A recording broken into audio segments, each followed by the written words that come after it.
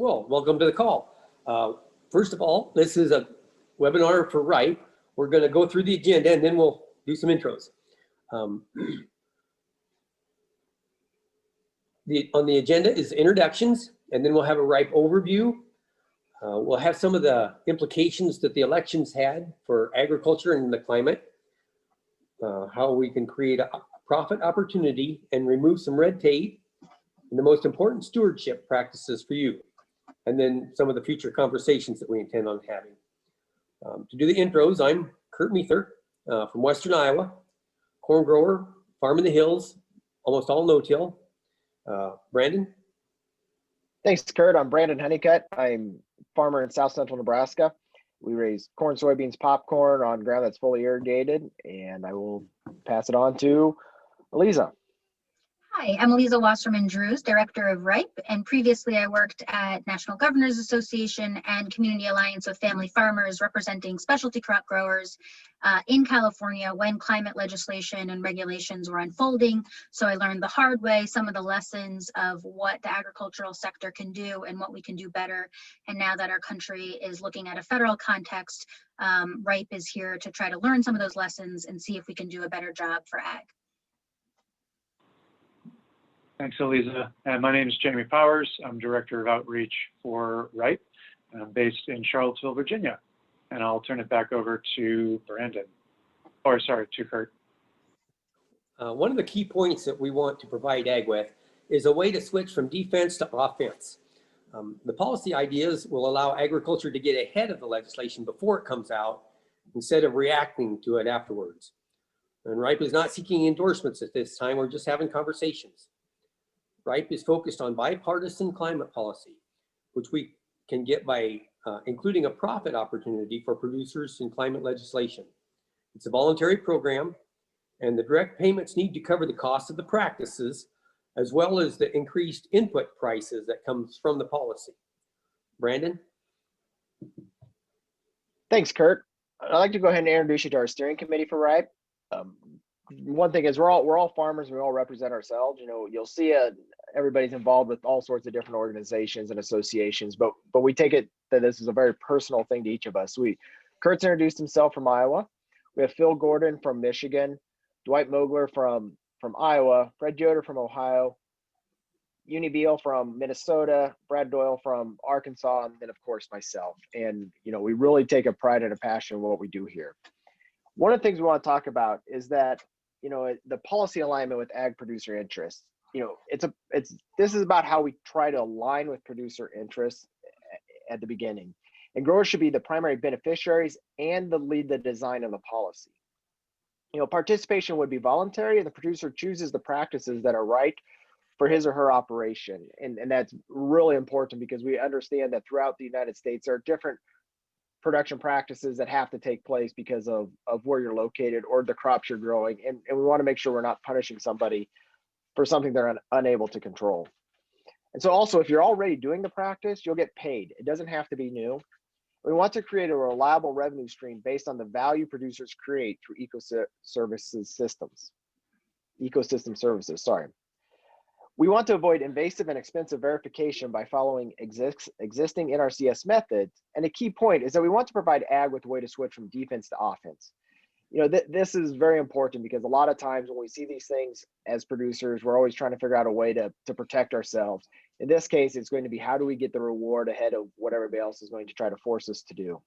And this policy idea will allow ag to get ahead of the legislation before it comes out, rather than react to it afterwards. There's a lot of attention on ag's role in the climate conversation. You know, RIPE is the only policy initiative that focuses on the producer profitability principle. There are a lot of initiatives that focus on carbon compensation, which you can see on the bottom row here. And a few of those, a lot of people be familiar with. Indigo Ag, Farmer Business Network is now in the space. Nori, there's just a lot of them that we've seen out there over the last few years that have started to develop. But those payments in those carbon compensation won't be enough to cover growers' costs. And that's a key point. We need to be able to make sure at the minimum to cover grower costs. And on the ecosystem services side, ESMC is doing important work on the private market side. However, those markets will take quite a bit of time to establish, and growers need fair compensation now. And that's important to remember, that we do know that there will be payments coming, but at the same time, we need to, as farmers, be able to make those adjustments to the markets as they're coming forward. And the practices that we may have to put in place are going to have a price tag on them that we may not be rewarded for a few years, but we need to be able to have that available in front of us now. With that, I'll turn over to Eliza. Thanks, Brandon.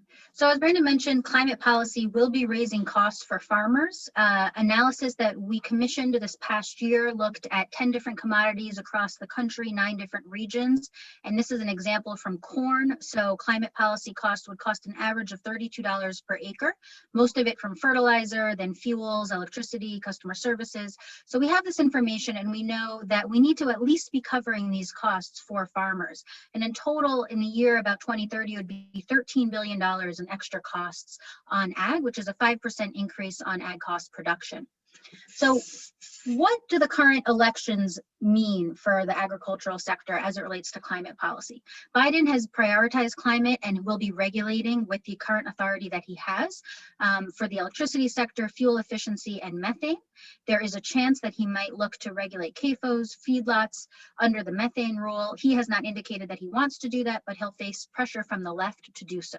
There's also a chance that there will be higher enforcement of the Clean Water Act. Most states are out of compliance, and if the feds decide to pressure the states could pressure ag to do more on that. There's also an expectation. Biden has said that he plans on investing $500 billion a year on climate to a wide array of sectors, ag being one of them. The share of that money that will go to ag will depend largely on how well organized we are as an industry.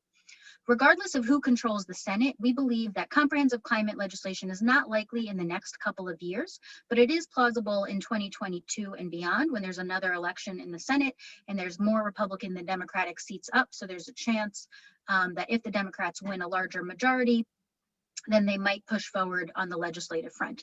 In the meantime, they're going to move on the regulatory front, and there are some smaller climate bills that are likely to move on the legislative front, regardless of which party gains control of the Senate.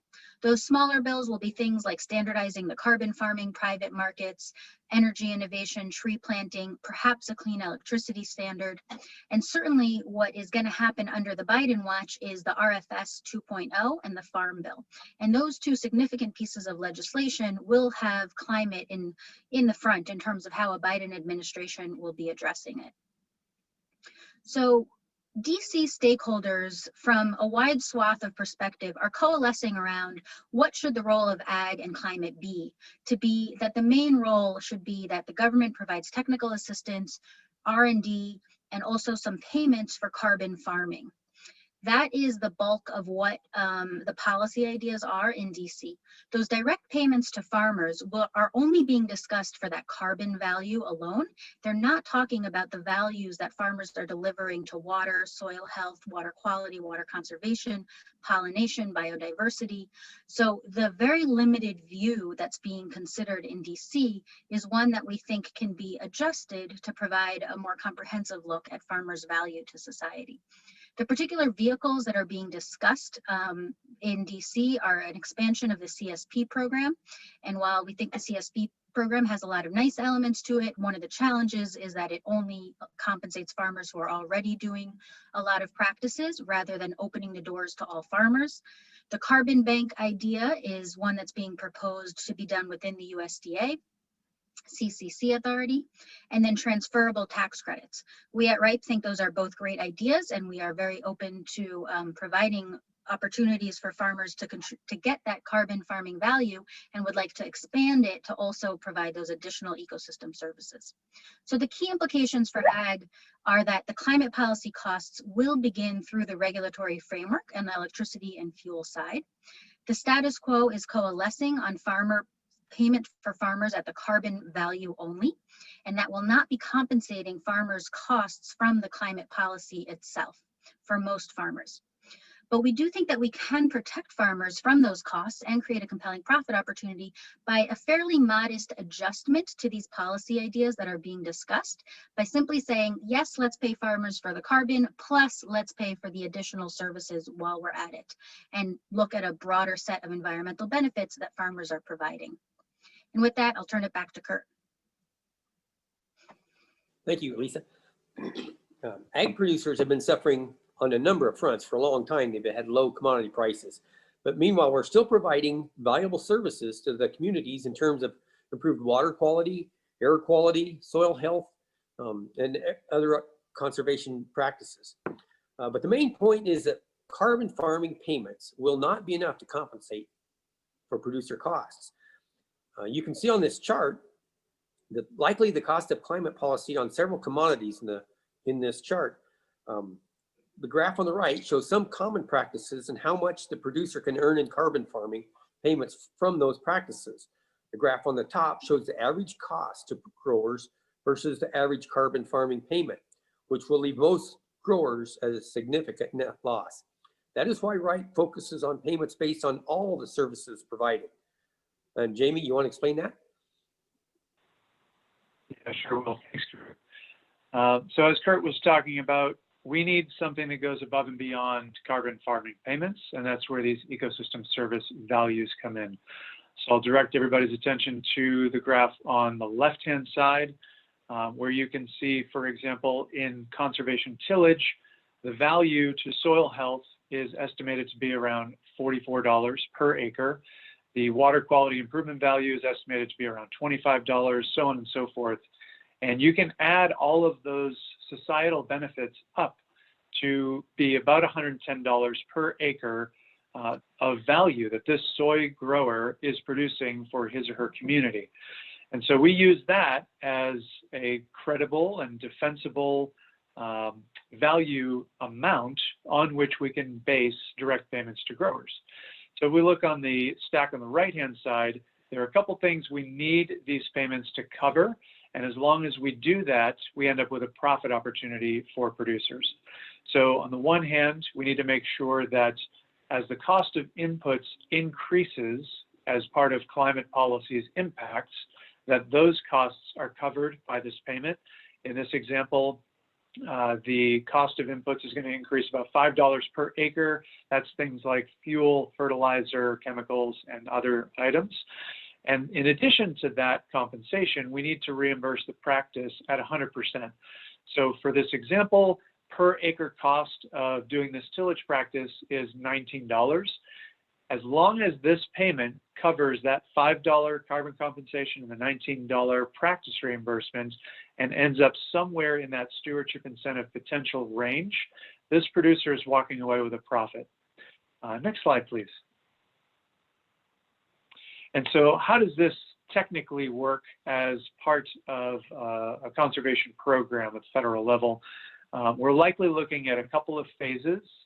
Phase one probably gets included in something like a stimulus package, leveraging Democratic interest for some sort of major spending in 2021. And so that probably looks like an enrollment payment of $5,000 to $10,000 per grower.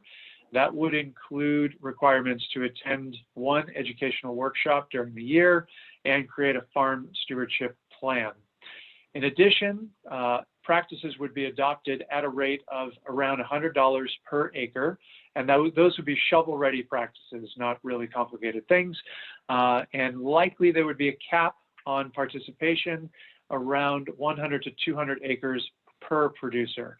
So all told, each producer who's participating in the program walks away with about $5,000 to $30,000, depending on what the adoption rate is, et cetera. And just for context, that would come in somewhere as a program, somewhere between 3 to 6% of what's been proposed for stimulus spending so far. And there are a number of other ways that this spending could take place, from appropriations, expanded CSP, expanded CCC carbon bank, potentially other ideas as well. So we really want to take advantage of that for phase one. Phase two, down the road a little bit, probably has the same sort of enrollment payment as phase one. The number of practices that the producer can adopt likely expands, and certainly with grower input on what those practices should be. Payment levels will be based on ecosystem service benefits. You saw that in the previous slide with all societal benefits like water quality, air quality, et cetera. And those would make sure to cover the cost of input price increases, as well as the practice adoption. Caps would likely be expanded, and there would probably be a bonus pool set up for additional practices for any growers that are interested in that. When we think about phase two, the overall program is probably looking at around $20,000 to $50,000 per producer, which again is a pretty small slice of the pie when we're thinking about all the spending in this space. And this would likely be funded by tax credits, or if we can get bipartisan approval for legislation, through direct payments to growers. With that, I'll hand it back over to Brandon. Thank you. Thanks, Jamie. One of the things that this shows is there's multiple benefits to the ag sector. RIPE's proposal doesn't just deal with regulatory risks. It can help fund unfunded water quality mandates, and also it can provide a stable and guaranteed revenue stream for producers. You can see there on the right-hand side, because of just, we know we're always looking for different revenue streams, and this is one thing that can be beneficial both to the farmer and to the environment and to the communities at large. Next slide, please. So on this slide, you see the fund's ag water quality compliance. Iowa is an example in which the state government has identified the financial cost of meeting its water quality goals. And given the public funding available, producers are left holding the red bar there at over $1 billion. And that's a large number, and that impacts farmers in multiple ways. They're not able to invest in newer equipment. They're not available to invest in newer conservation practices because they're left holding this billion dollar bill that they have to fund.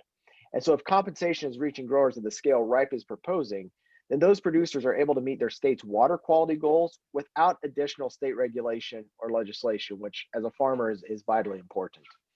Next slide, please. So what we are asking for is the equivalent of half a farm bill. And we know the farm bill is coming up soon in legislation. We know what that number can become. So we're really just asking for half of that. And RIPE's program has a significant price tag, but it's only 8% of Biden's climate spending proposal. So even though we look at $40 billion a year, when you're looking at the equivalent of $500 billion a year, it's just a small percentage of what he's looking for.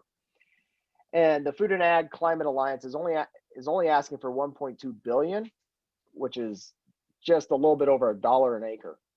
But producers deserve much more to be able to meet the goals that we want to meet, not just as our own farm, but for society as a whole. So the value proposition of Farmer Climate Coalition. What will environmental groups get from climate partnership with ag?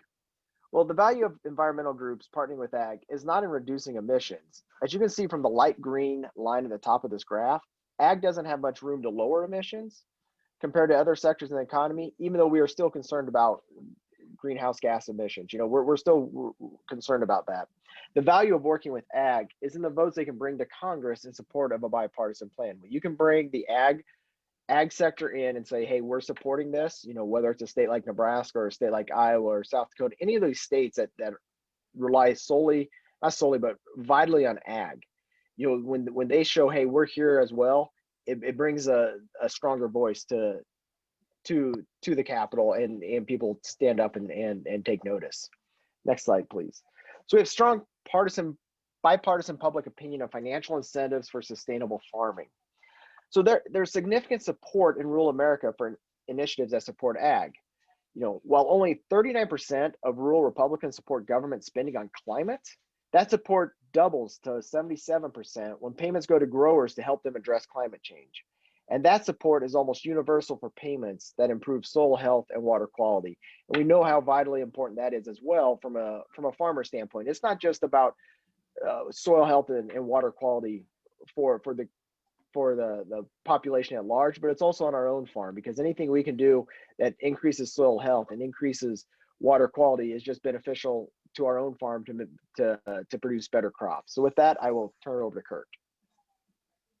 In designing a federal conservation program, RIPE wants to make sure we remove barriers to entry for growers across the country.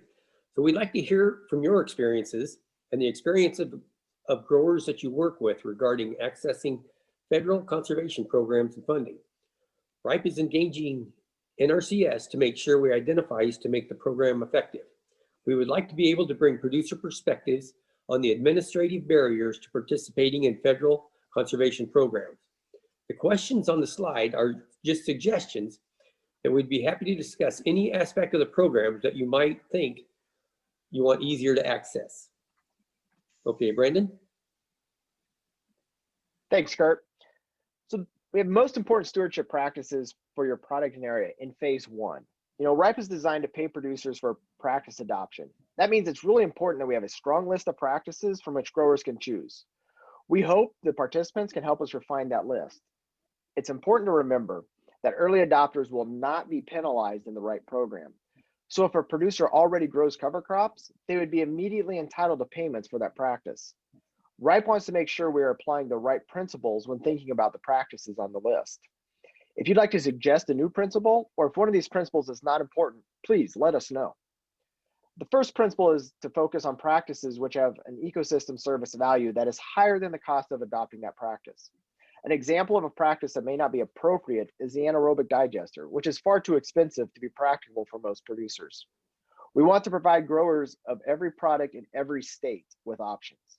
We also want those producers with flexibility to fit the practices into their operation. Again, vitally important, because we know that it's not one size fits all. We know we as farmers have to do the things that fit best for our operation and our climate and our soil type. So we want to make sure that we give that flexibility. The practices should be practical, including access to support and implementation. We will try to avoid highly controversial practices.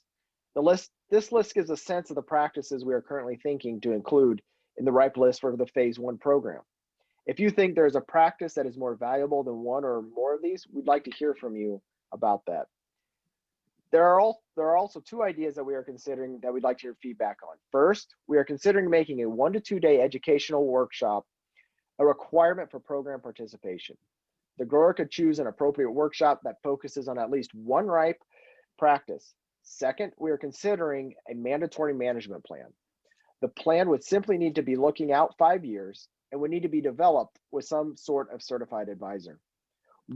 So a couple questions here is, what concerns do you have about either of these possible requirements? Another one, what practices should we include on the list?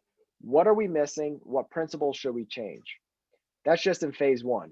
As we move to phase two, RIPE may structure practices in terms of the resource concerns they address, including soil erosion, soil health, water conservation, water quality, others, but also at the top of the list is climate. And this is a broader set of principles that RIPE is considering for phase two of the program. You can see there below. With that, I will turn it over to Jamie. Thanks so much, Brennan. So the most important thing for RIPE and our steering committee is remaining engaged with the producer community. So whether you're a grower leader somewhere in the US or you work for a state or national producer association, we'd love to continue this conversation with you. There are a number of ways we can do that. From probably the easiest ways are for you to follow us on Twitter or Facebook at RIPE Roadmap, but more active ways can also be more valuable for everybody involved. So a couple of examples. One, we can partner in advocacy for phase one of this program to be included in a stimulus package early next year or any other plans that start to come out in early 2021. If you would like RIPE to come and brief your association, maybe it's the board of directors or a specific committee, or maybe you just want to learn more as a producer, we'd be happy to have that conversation. Just reach out to me, and my contact info is at the bottom of this slide. Our steering committee is not static. We continue to want to grow that committee and include new voices from around the country and those that grow a variety of different commodities to make sure we're hearing all the perspectives we need to be hearing about how to design this program. So you can play a really vital role. If you or someone you know may want to get involved and be heard in that way, please reach out. Beyond the steering committee, we like to make sure we are staying connected with growers around the country from a variety of different commodity groups. And so please let us know if you're interested in continuing this conversation, even if it's not something as formal as a steering committee seat. And then finally, we always need to find ways to understand and do the research and analysis that helps this policy be really strong. So if there are particular technical experts you think we need to be engaging with, whether that's on policy design or ecosystem service values or whatever that might be, we'd love to have that conversation. With that, I'll turn it over to Kurt to close out the meeting. Well, we just like to thank you for your time and joining our conversation. That concludes our webinar. Thanks again.